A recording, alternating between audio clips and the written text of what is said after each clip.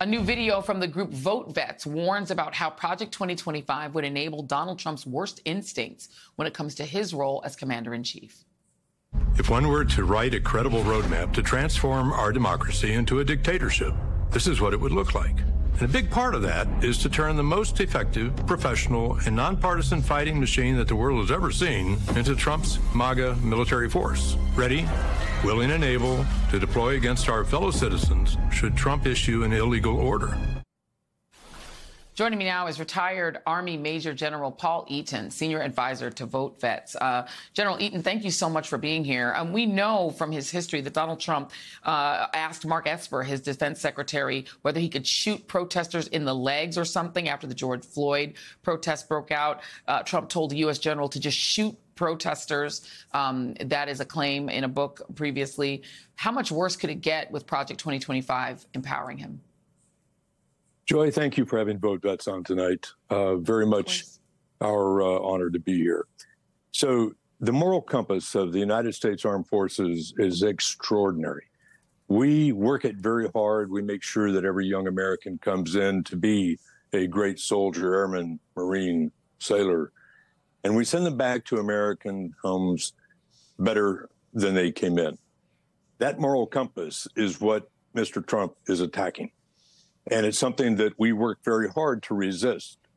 The great fear that some of us have is that he will in place a structure of firing, of dismissing, of retiring, and a selection process that will try to dismantle that moral compass. It's that which every voter needs to understand, and every voter needs to make sure he understands, she understands going into the voting booth on 5 November.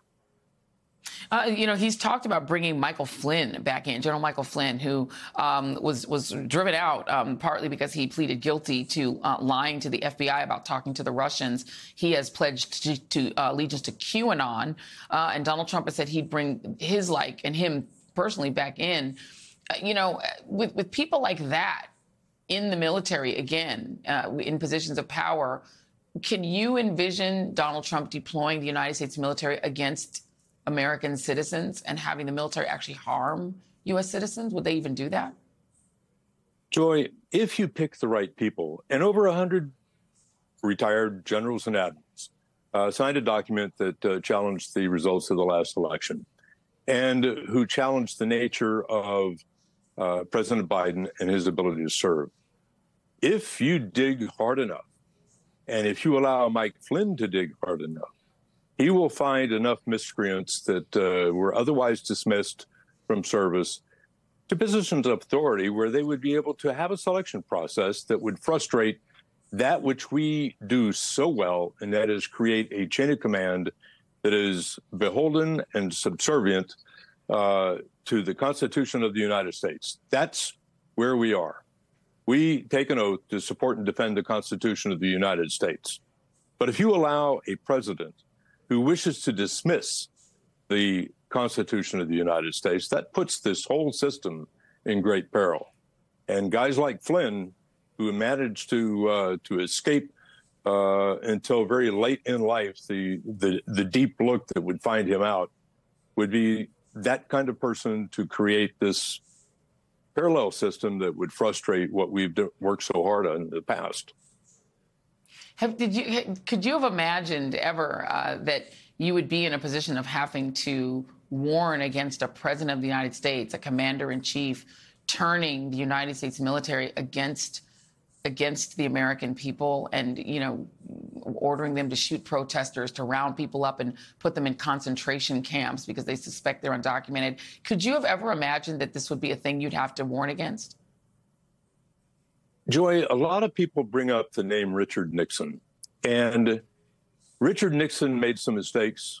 He was a very good president in a lot of ways, creating the EPA, making systems that made America work.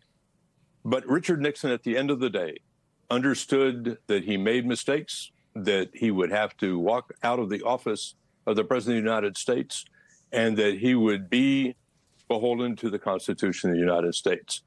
That was as close as our nation has come to a real criminal in the White House. Yes, we've got a new world. And no, I have never expected to see the likes of Donald Trump come into the White House better prepared today than he was when he came in 16, and with systems in place like Project 2025 and all the hosts like Christopher Miller, who supported that document and who created a system that would not work for the U.S. Yeah. And I'm sorry that you have to make this warning, but we appreciate you doing that warning. It's very important, and we really appreciate being able to hear from you. Retired Army Major General Paul Eaton. Thank you, sir, very much.